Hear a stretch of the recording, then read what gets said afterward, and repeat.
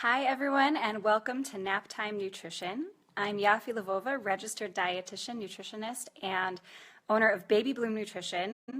And this is Daniel, advocate for the Anti-Napping Association. Yeah, you're funny. So he should be napping.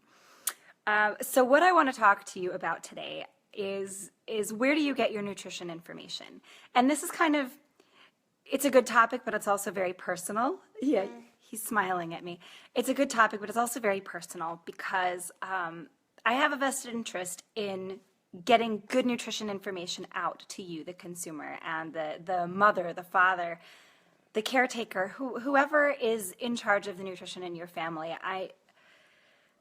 My goal is to make your life easier as far as nutrition, to help you be healthier both mentally and physically. And there's just a lot out there. I've heard a lot recently, very recently, just really dangerous diet habits. I actually was pretty upset by a lot that I heard last night. So it's very fresh. And the past few weeks, I've really focused more on family nutrition as opposed to kids nutrition, which is really my main topic. And the reason is that the first thing I want to talk about is why I have a pediatric practice and perinatal. Why am I covering adult topics? Because when you start feeding your child, when you start considering your child's nutrition and your family's nutrition, your own relationship with food has a huge impact on how you're going to deal with family nutrition. He's listening very carefully. So how do your own nutrition beliefs affect your family? When you're introducing food, which method are you going to use? How much control do you feel you have to have over how much your kids actually get in their bellies? How much can you let go? Are you going to completely restrict certain foods, or are you going to be moderate, or are you going to just say, I grew up this way and I'm fine, so I'm going to raise my kids this way? It all comes into play. Does your nutrition information resonate with your personal beliefs? Does it resonate with your belief system? Does your nutrition information contribute to the sanity of your family and family togetherness? These are all things that you want to consider when you're thinking about which nutrition advice you should take. So first, I introduced myself as a registered dietitian nutritionist. If you hear someone introduce themselves as a registered dietitian, it's the same thing. It's the same organization, it's the same credential. We are trying to take back the term nutritionist, which is what I'm really going to get into in this talk. We're trying to take back the term nutritionist. So both terms, registered dietitian or registered dietitian nutritionist, mean the same thing. It's the same credential. It's the same education. Generally, people who work with community, like I do, prefer to use the term registered dietitian nutritionist, whereas people in the hospitals might only stick with registered dietitian. But you can trust information coming from individuals generally with this credential. So what does it mean? Registered dietitian means that I have a degree in nutrition, a bachelor's. A lot of dietitians have a master's as well. It's going to be necessary, I think, in 2017 or 2018 for dietitians to have master's as well. But for now, you can get it from a bachelor's. I have completed an internship through Iowa State University. There are many different ones. They're extremely competitive. And after you pass the internship, which is more of a residency, you take a national exam. And once that's passed, you've earned the credential registered dietitian. When someone calls themselves a nutritionist and it's just standalone nutritionist, you don't know what that means. It could mean that they have a master's or even a PhD in nutrition. And that would be someone that you really want to listen to. Or it could be that they read an article or they had some kind of certification online.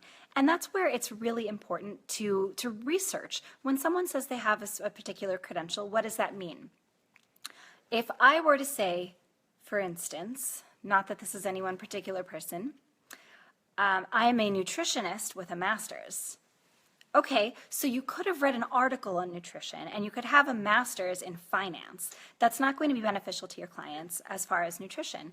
That doesn't contribute to your knowledge base or your ability to tear apart data for its flaws. It doesn't contribute to your ability to take current nutrition information and accurately convey it to the public. So what else? You can have any kind of string of letters behind your name. Certified personal trainer. Wonderful. I will listen to your advice as far as how to do certain reps, how to build muscle, but it's really best to work with a nutrition professional in conjunction with a personal trainer if you have particular goals. They do have some amount of nutrition education, but there are so many different ways to get certified as a personal trainer that there are different companies. You can't keep track of it all. Okay, so when you're looking for information, when you're trusting Dr. Google, how do you know what's true? There's so much information out there. So what you want to look at is who wrote the article and what are their credentials. What if they're referencing a study, you need to look at that study as well, and I'll get into that. But look at the credentials of the person writing it. You want to see registered dietitian, nutritionist. You want to see if someone has a graduate degree, what is their graduate degree? And if they're not saying, that probably tells you something as well. What's their education? What's their background? Who are they to tell you what you should put into your body? Good questions. You want to also, if you're starting any diet plan, and I hate the word diet because after going through a nutrition education, my definition of the word diet is like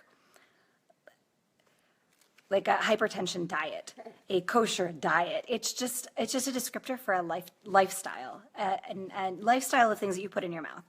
I do understand that most people hear diet and it's a weight loss regimen, but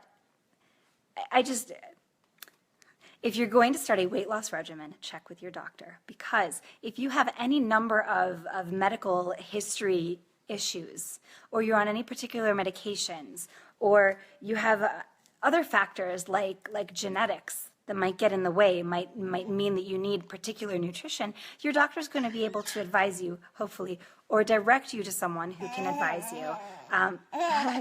Yeah, we have a laughing baby. Is that funny?